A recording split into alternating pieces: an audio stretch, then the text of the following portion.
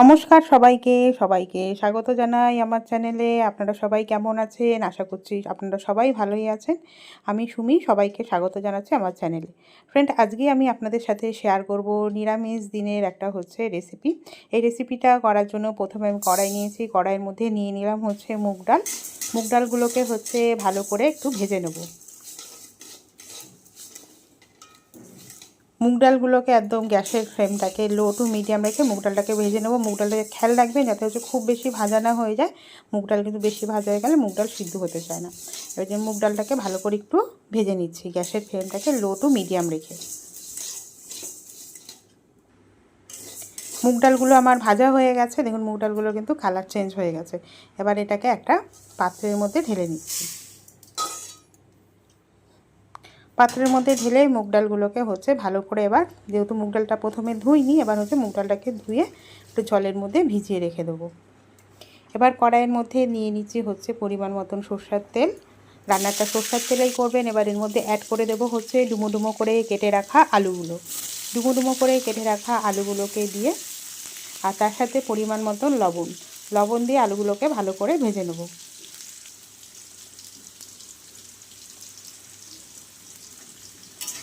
আপনারা চাইলে কিন্তু হলুদ দিয়েও আলুটাকে ভেজে নিতে পারেন, লবণ আর হলুদ দিয়ে। আমি হলুদ দিয়ে ভাজিনি, হলুদ দিয়ে ভাজানোর সময় পুড়ে যায়, ওর জন্য হলুদ দিয়ে আর ভাজলাম না, খালি লবণ দিয়ে আলুগুলোকে ভেজে নিচ্ছি। তেলটা পুড়ে যায় হলুদ দিলে, ওর জন্য আর কি, যাতে তেলটা পুড়ে না যায়। তেলটা পুড়ে গেলে রান্নার টেস্টটাই পুরো পাল্টে যাবে। ওর জন্য হলুদ ছাড়াই আলুটাকে ভেজে নিলাম। এবার ওই কড়াইয়ের মধ্যে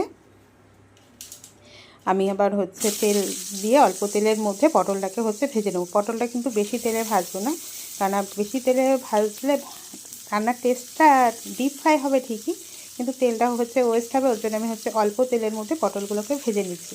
আর পটল ভাজলে তেল কিন্তু প্রচণ্ড কালো হয়ে যায়, ওর জন্য অল্প তেলের মধ্যে আমি পটলগুলোকে লবণ দিয়ে, একটু সামান্য লবণ দিয়ে পটলগুলোকে ভেজে নেব।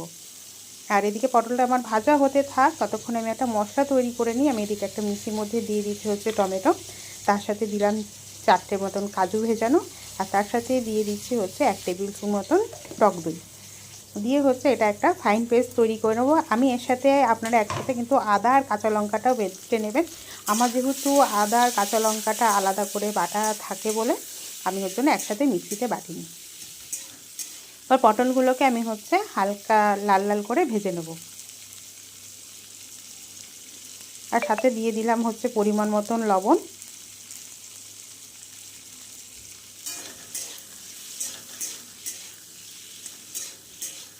দিয়ে পটলগুলোকে একদম লাল লাল করে আমরা ভেজে নেব।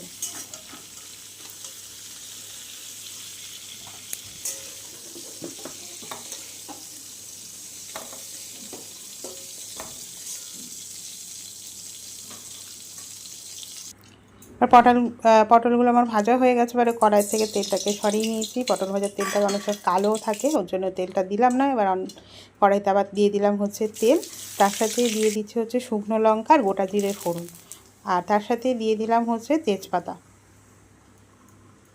ফোড়নটা যখন রেডি হয়ে যাবে তখন এর মধ্যে অ্যাড করে দেবো টমেটো, টক দই আর কাজু বাটার পেস্টটা দিয়ে এটাকে একটু মিক্স করে নেব।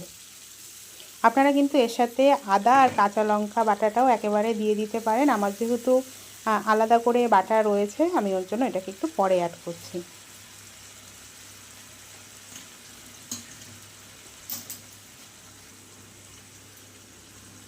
এবার এর মধ্যে দিয়ে দিলাম আদা বাটা, আর তার সাথে দিয়ে দিচ্ছি কাঁচা লঙ্কা বাটা।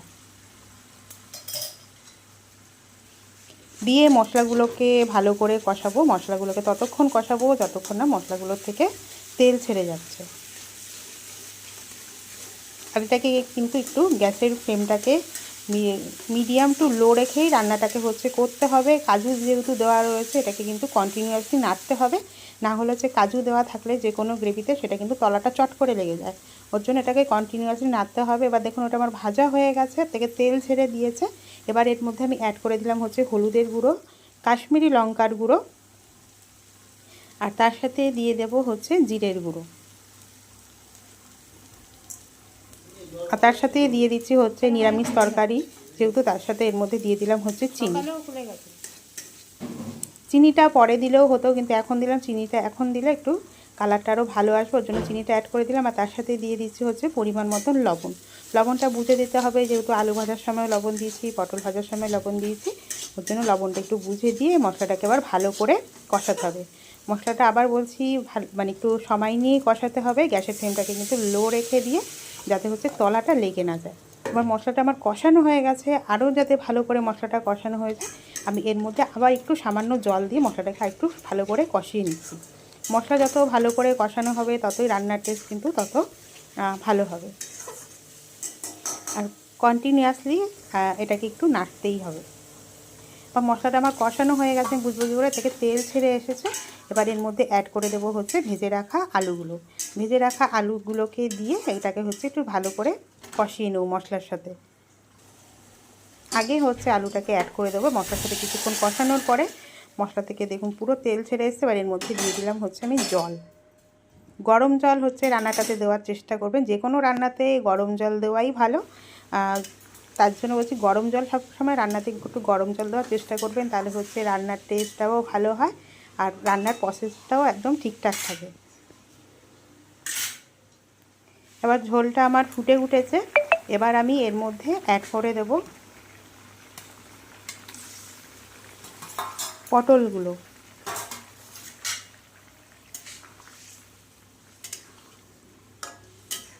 ভেজে রাখা পটল আর হচ্ছে ভেজে জলে ভিজিয়ে রাখা মুগ ডালগুলোকে এবার হচ্ছে আমি এর মধ্যে দিয়ে এটাকে হচ্ছে ভালো করে ঢাকা দিয়ে এটাকে ফুটতে দেবো।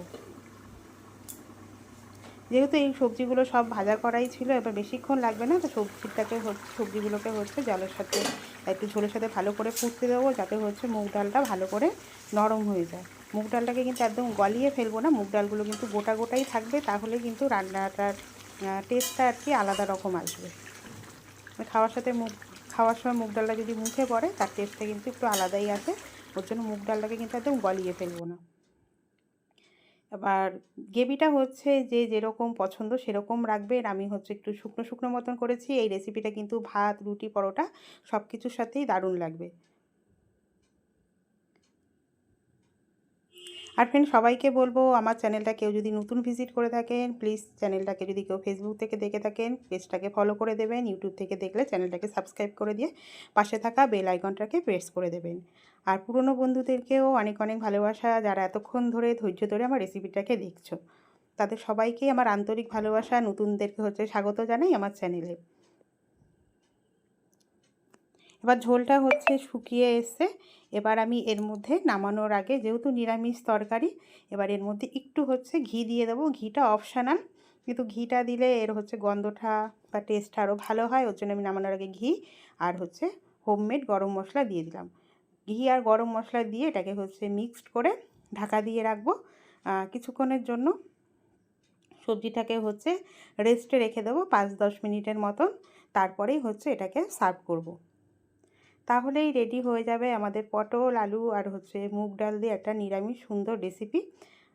আপনাদের এই রেসিপিটা কেমন লাগলো সবাই কিন্তু একটু কমেন্ট করে আমাকে জানাবেন। থ্যাংক ইউ সবাইকে। সবাই খুব ভালো থাকবেন, সুস্থ থাকবেন। আবার দেখা হবে আপনাদের সাথে নতুন কোনো একটা রেসিপি নিয়ে।